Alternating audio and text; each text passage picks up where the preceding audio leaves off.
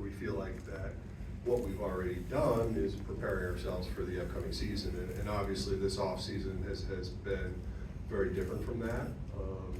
From a player acquisition standpoint, it's been very slow. And part of that is, as we discussed at the GM meetings, winter meetings, there is the elephant in the room in the sense of, will we have the ability to move Nolan? And obviously, up till January 18th, we still haven't been able to accomplish that, and that has slowed or in effect affected how we were going after to trying to really round out this roster.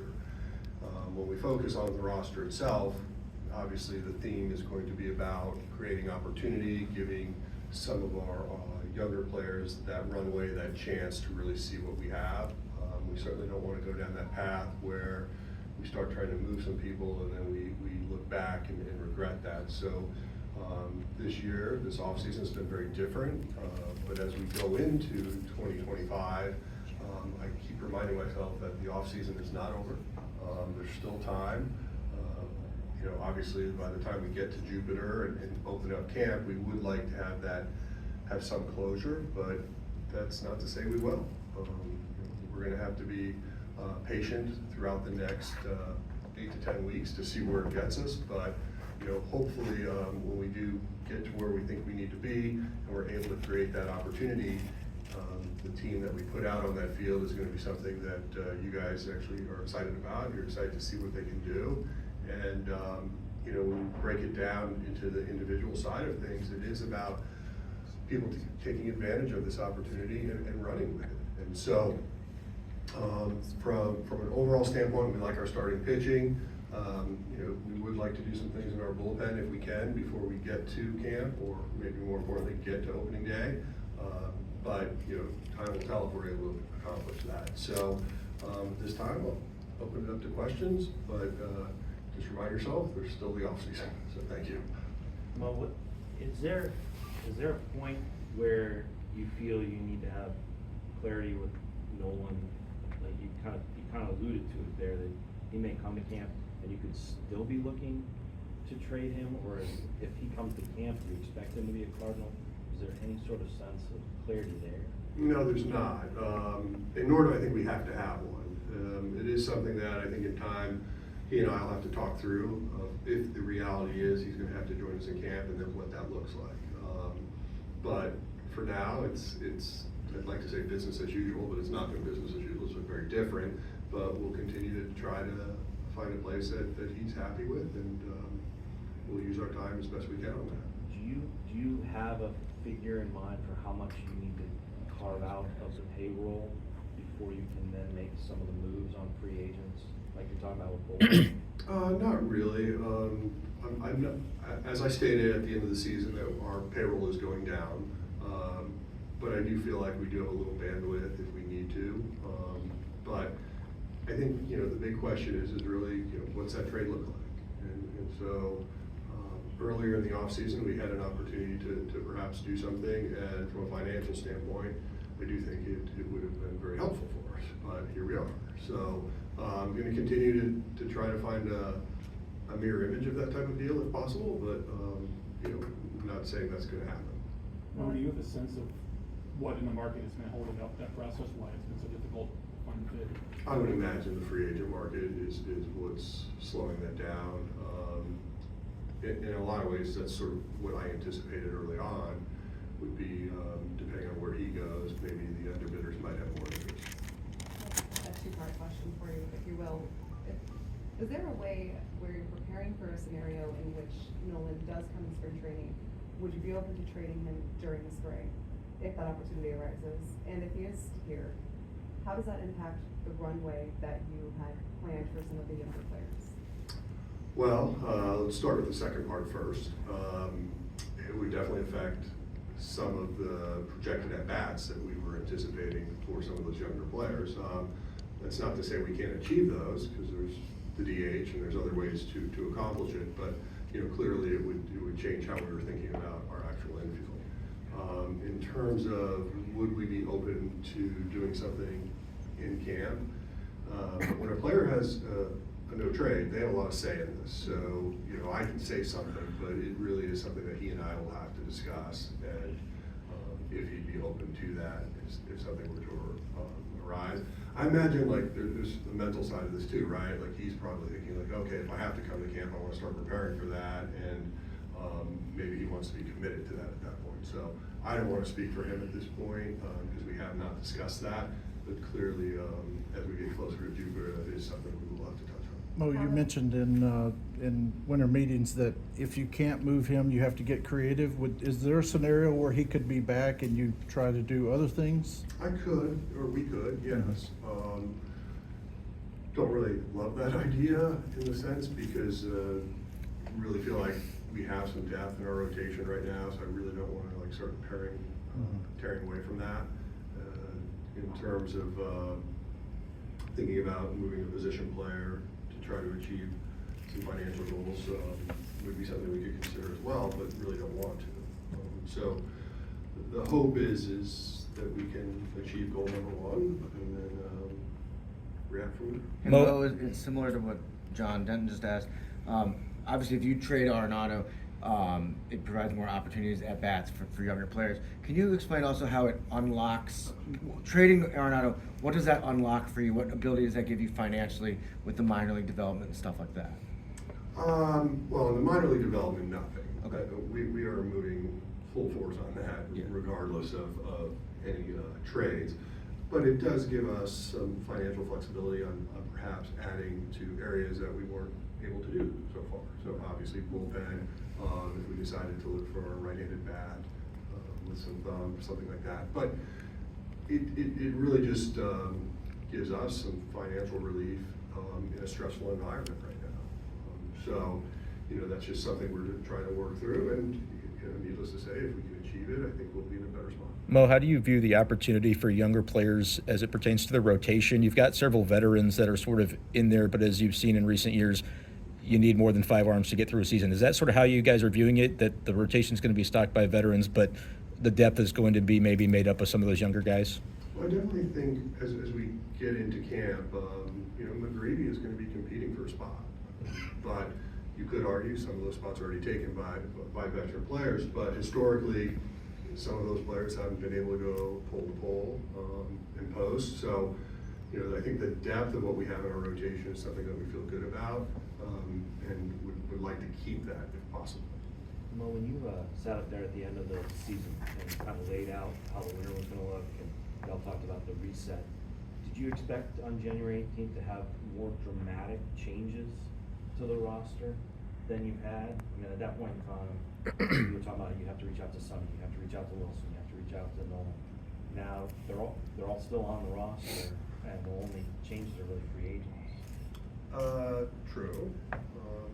I did anticipate us probably having completed a trade by now, but that hasn't happened. Just the one, or did you expect more dramatic changes? I went into that open-minded. I didn't know what they were going to say to me, but early feedback was those guys wanted to be a part of what we're doing. They like our young core, and so I wasn't surprised when they decided they wanted to be a part of this. Does that slow or change the organization's goal to get younger, to dive into the development? Not really. Obviously, taking Wilson and moving him to first, we would have had to fill that regardless, right? So you're still giving those younger guys the opportunity to catch. It's not putting a block on somebody like a Crooks in any form. And in terms of really the group of young players we're referring to at the moment, they're the guys that we really want to see step up and run with this. So I don't think anybody's getting blocked at the moment. Mo, you've talked about in St. Louis you never were able to really rebuild or reset. How different is this, instead of chasing that 12th championship and really looking at player development, really focusing on giving these guys an opportunity, how different is this mindset? Well, I think strategically it's been very different. It's the first time in my career that we're sitting up here in the middle of January and like literally have done nothing for the roster at this point. So that part has been an adjustment. It's not to say that our offseason wasn't busy because rethinking our player development and bringing in new faces and new hires, that takes time. And so from that standpoint, I think it's been a success. And, hopefully we start to see returns on that quickly. Oh, you kind of gauge your own confidence that you'll be able to find a deal that makes sense for you all and for Nolan, having seen much of the market is bad. Well, I'm hopeful. When you say confident or putting odds on it, it's, I think still a flip of a coin, but, I know that's a top priority for the organization and myself, so be laser focused on it until it's not. Mo, you said you were going into it open-minded with some of the conversations you had with those veteran guys. What do you feel like you learned about specifically Wilson and Sonny with the way they reacted to those conversations? Well, I think there's that loyalty of wanting to be a part of something. And, it could have been very easy for either one of them to say, hey, move me. And I think it would have been pretty easy to move them. Both were asked about often. So from that standpoint, I kind of felt great that this is something that they still believe in, and they still believe in their peers in that clubhouse, and they think there's a chance that we're going to be more successful than people think we will be.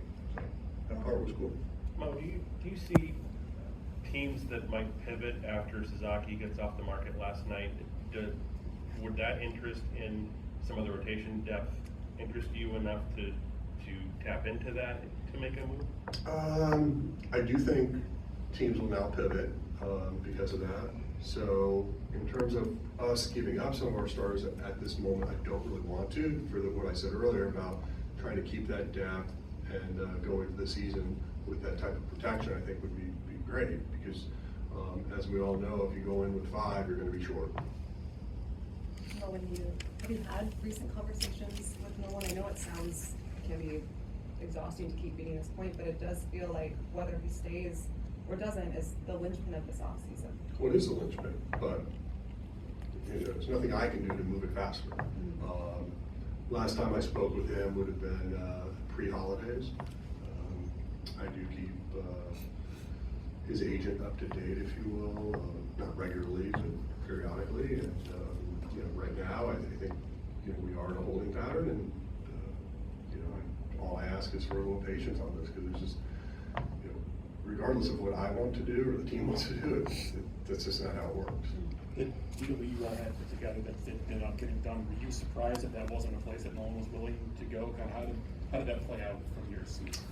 Yeah, I was a little surprised, but things happen. I think looking back at that, I think when Tucker was traded, so it was almost more like order of operation. Had we've been a few days ahead of that, I think there would have been no. Here we are. So yeah, things happen. Has all this changed your opinion about giving no trade clauses? Yes and no. Okay, let's start with the yes. I mean, obviously, it can be frustrating when you are trying to achieve something, but you're a little bit handcuffed on really what the player wants to do or has interest in. But part of the history of the no trade, dates back to the early 2000s. Probably going back to like Mark McGuire, where players were wanting to be here in St. Louis, were willing to take what was perceived at below market, but for the security of knowing that they were going to be in one place. And it's not to say during that time period a player might not ask to be moved. You think back to my first year as general manager. I think I was named on October 31st, and I think November 1st, Scott Rowland called me and said he wanted out. Subsequently, a couple weeks later, Jim Edmonds calls me and tells me he wants out. Both had no trades. Both prior to that seemed very happy in St. Louis. But so things do happen along those lines. But historically, usually when we give those no trades in the past, they've worked out for us. What would you describe your relationship with Nolan like right now? I mean, if he does report to camp and you do have to go into the season, what do you anticipate that relationship and dynamic being like with the organization and the clubhouse? Oh, I think it'll be fine. I mean, he knows that we're trying, and he knows that he's going to have to try. So I don't know, that part doesn't scare me at all.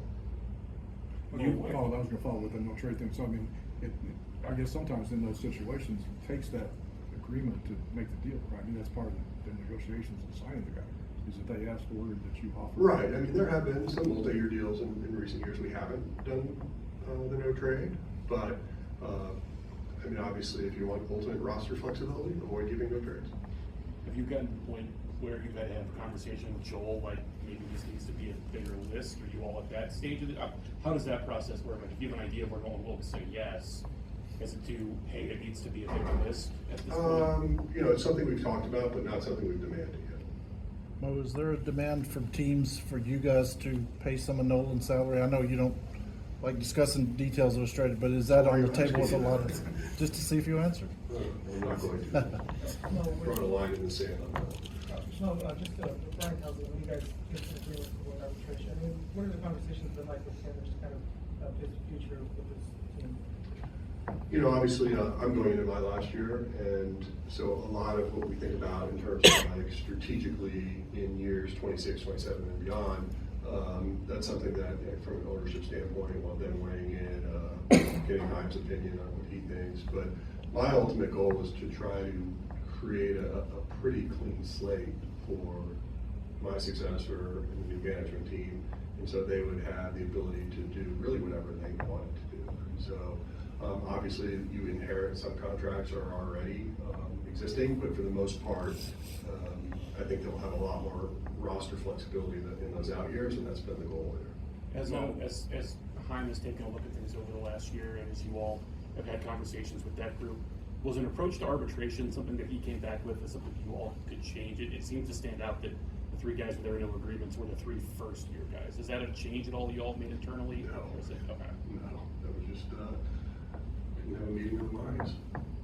Mo, the impetus for scaling back payroll, how much of that is clearing the books like you had mentioned for the next group, or how much of that, I mean, like, people have heard obviously the investment in minor league and all of that up, and they equate the two, but what else goes into that? Because obviously there's the TV contract, but what?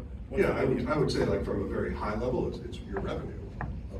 So if revenue goes down, typically you have to manage your expenses. And as we're investing in other areas of the club, we're going to continue to do that. But I don't think, you know, like when you take the long view of where this is going, I do anticipate at some point you're going to see payroll go back up.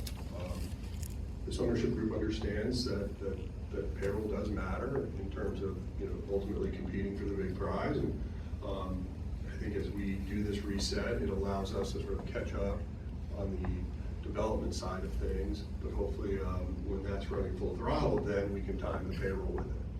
And so that's hopefully what we hope to see.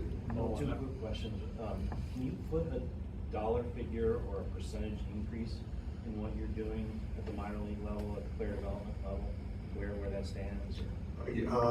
Percentage increase, I'd say it's roughly probably 20 to 25%. Okay, and that includes like the salaries of the staff. Exactly. And infrastructure. That's net, like, overall. And what would go into that? Would it be facilities in addition to staff, new tech? Facilities would not be part of that calculus, but it would be salaries, it would be technology, and but it's mostly human capital, head count. Okay, and then this off-season, have you had offers out to free agents, or have you had that entirely stopped by the looking for trades? I have not made any aggressive offers on free agents. I have had some conversations with free agents, but to that extent, obviously, as we talked about earlier, we need to do something first before we can do something else. So it's not that they've chosen otherwise, it's just that you're not in a spot where you can. Right. So, was a pitch ultimately made to Hiroki Sasaki? Obviously, he didn't sign with the Cardinals, but Really? how aggressive? How far along did those talks go? We knew early on that we were not a landing spot for him, so we did not put a lot of energy into what that would look like. Obviously, we dreamt about it. We thought it'd be super cool, but we were realistic and knew that wasn't going to happen.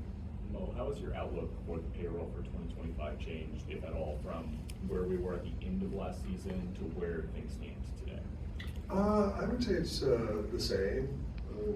You know, I think you know, Mr. DeWitt's giving me a little flexibility because, you know, we haven't been able to accomplish what we thought we would by now. So he's being very understandable on what that might look like. But so I don't feel like enormous pressure because I think like what we were able to do right after the season, we got to at least a zone where we felt comfortable. Along those lines, what Brandon just asked, if you for some reason can't pull off the Arenado trade, does that mean you must move somebody else on a big contract in order to succeed? I don't think so. Okay. No, I don't think it's a must. Would it be helpful? Yes, but I don't want to like just tear this apart for the sake of just trying to get to a number.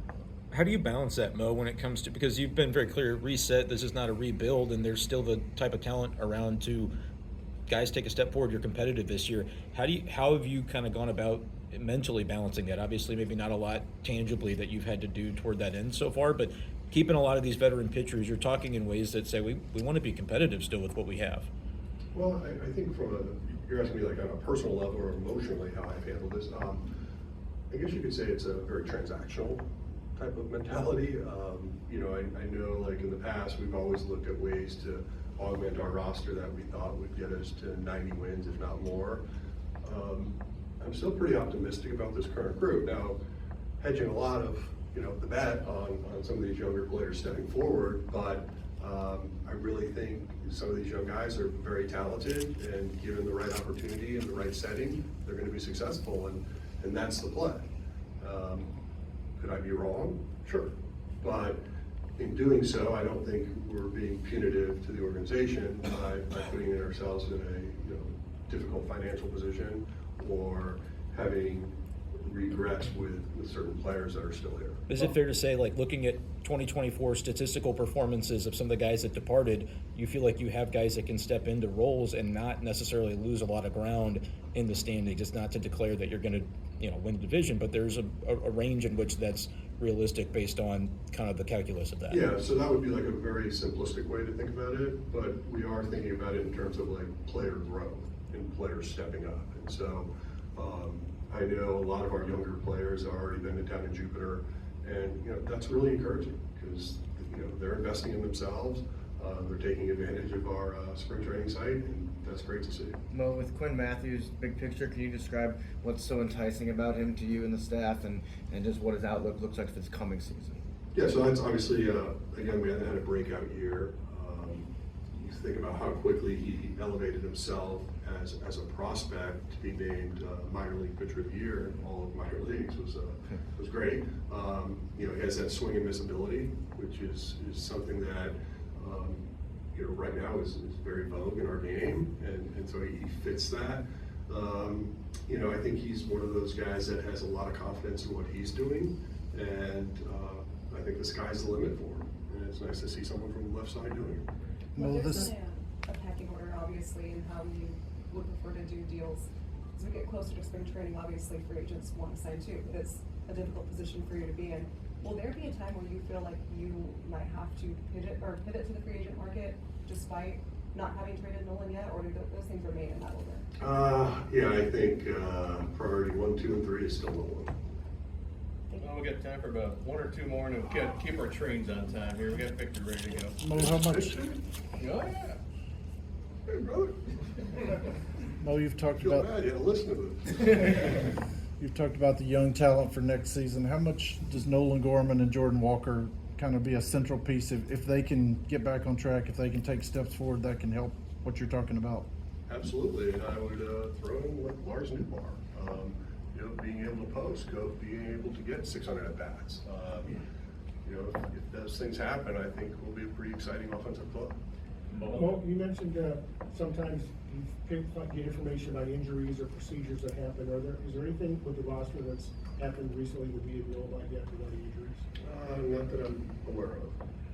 Well, when you look at after the sugar rush of the winter meetings, when there were some signings, it's kind of been placid with free agents. You think Major League Baseball needs to think about changing that a little bit to change the calendar so that there isn't this lingering huge class of free agents with less than a month? So almost like create like a signing period of sorts. Yeah. Like you think about like the trading deadline, for example. Like there is a deadline and it's feverish. Our offseason just lacks that. Our offseason also in Major League Baseball lacks any dead period. you know, you look at other major sports where they at least have like maybe a 1 month quiet period where nothing can happen, and I've always been an advocate for that.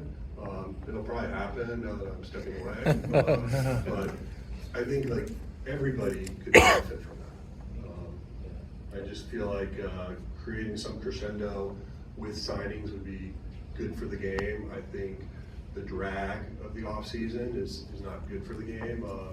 I think the old sort of strategy, if you will, was trying to always keep baseball in the paper, being talked about. But I think the way people get their news, the way people follow things today, I don't think it's quite as relevant or as important. So I would be very much in favor of dead period. Are you feeling the ramifications of that? Like you said, like a deadline, the trade deadline. Well, so like we have the winter warm up this weekend, right? Right, yeah. And every time I got a new iPhone, and so it always like, bloop, bloop, bloop, you know, like shows what's coming in. And I always look down and like I see an agent, I'm like, oh, they're calling me to tell me so-and-so's not coming this weekend.